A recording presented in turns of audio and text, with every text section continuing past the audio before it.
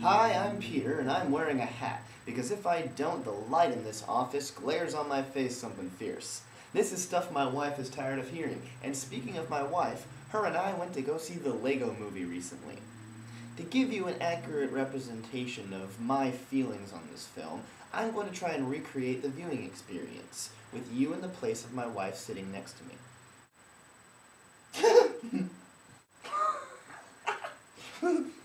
Wait, did you get that? Did you see that? Oh my gosh, I had that one. I had that one. I used to make things just like, oh my god, darn.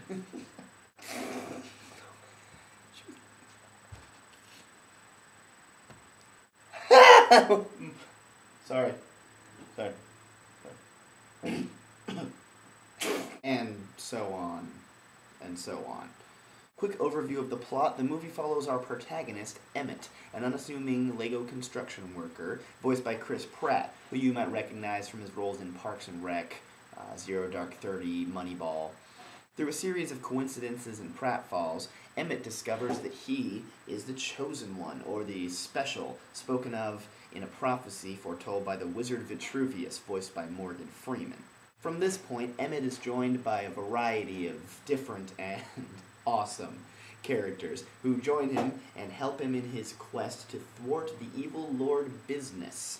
Voiced by Will Ferrell, Lord Business is the overlord of this Lego universe who demands conformity and perfection from all of his subjects and plans to unleash the devastating power of a doomsday weapon known only as the Kragel. According to the prophecy, Emmett is the only one who can stop him. But first he must overcome his clumsiness and lack of creativity to become a master builder.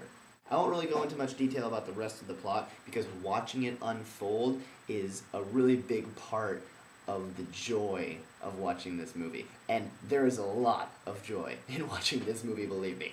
To start on, I guess, the most basic level, the writing for this movie is brilliant. I mean, they managed to make the dialogue 100% accessible for the kids in the audience while still delivering a constant stream of these gags that really only the adults in the audience who grew up playing Legos would get. And it's not, these dirty jokes either that are kind of hidden behind the scenes. They're just straight funny.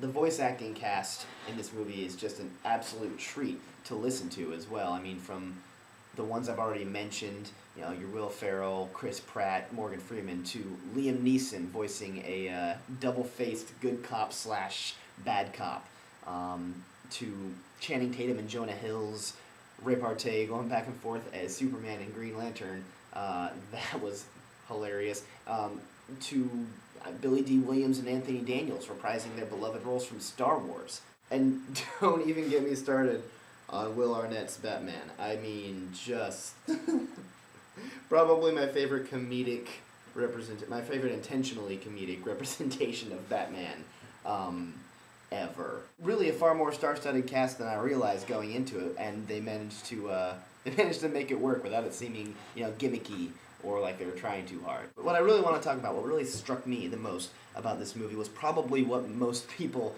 were most impacted by, which is the visual component of this movie. I mean, the animation for this, the attention to detail.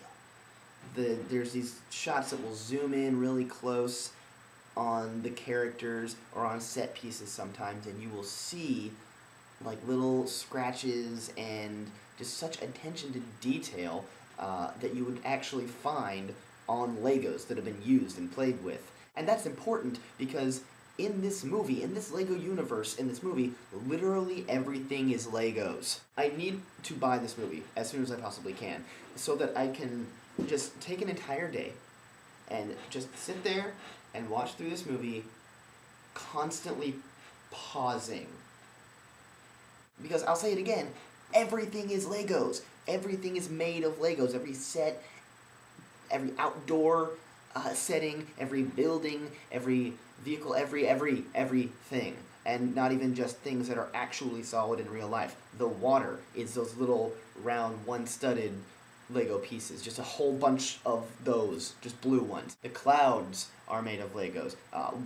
Whenever there's explosions, and there are so many explosions, All the fire that results are those little fire Lego pieces. All the smoke that results, those little round ones again, only this time they're gray. I mean, I'm impressed anyways by what it takes to design and build those things out of real world Legos, you know, with your hands. But to take that and add it to the time and effort and thought and creativity it takes to animate that. So you're adding, you know, physics to the equation. It's no longer just a stationary object that you're building. You're now making sure that physics works right, that things are blown in the correct directions. You're having to animate it, and they pull it off so beautifully. And it's all so intricate, and it just absolutely blows my mind. So add all of that together with a good heaping helping of nostalgia, and you got a movie that makes me lose my mind watching it. I will buy that movie and I will watch it over and over again. Like I said, just to pause it and look at the sets, look at the things that were built for this movie, but then also just to enjoy the jokes again and enjoy the nostalgia again. And speaking of nostalgia, I want to finish this out with a thought that my wife had that she related to me that I think she's pretty much spot on with. I think in the upcoming years, we're going to see a trend in movies that come out that are pretending like they're kids' movies. Maybe they're even G-rated or PG, but that are actually pretty clearly aimed towards adults that are just now having kids. You know, people in my generation and older, and playing off that nostalgia. I mean, you have the upcoming Peabody and Sherman movie, which I'm really excited for, by the way. And they made 2 Smurfs movies, which were supposed to be kind of kids movies, but I mean, come on, obviously. And also, they weren't even that good. And they're going to keep making Muppets movies, which I am totally okay with, but they're going to keep marketing them kind of as for the kids. And then you have the Lego movie, which kind of fits right in with that trend. So, you know, I think my wife is right. I think we're going to see a lot more movies like that because, well, I mean, they're working. I went and saw the Lego movie, and it's doing really well in the box office. I mean, really well. So, you know, if it ain't broke, don't fix it. They're going to keep making nostalgia movies like this, and you know what? I am totally okay with that. At least if the ones that follow are anywhere close to being as good as this Lego movie. Bottom line, if you played with Legos as a kid, and you like being visually stimulated, go see the Lego movie. You will not be disappointed whatsoever. Well, there's my first shot at a movie review. Hope you weren't too bored. I mean, not really a lot of jokes in this one, but I warned you in the intro video to this series that wasn't always going to be funny. So, take it or leave it. There you have it. This has been Stuff My Wife is Tired of Hearing, and, oh, getting a phone call. It's for you.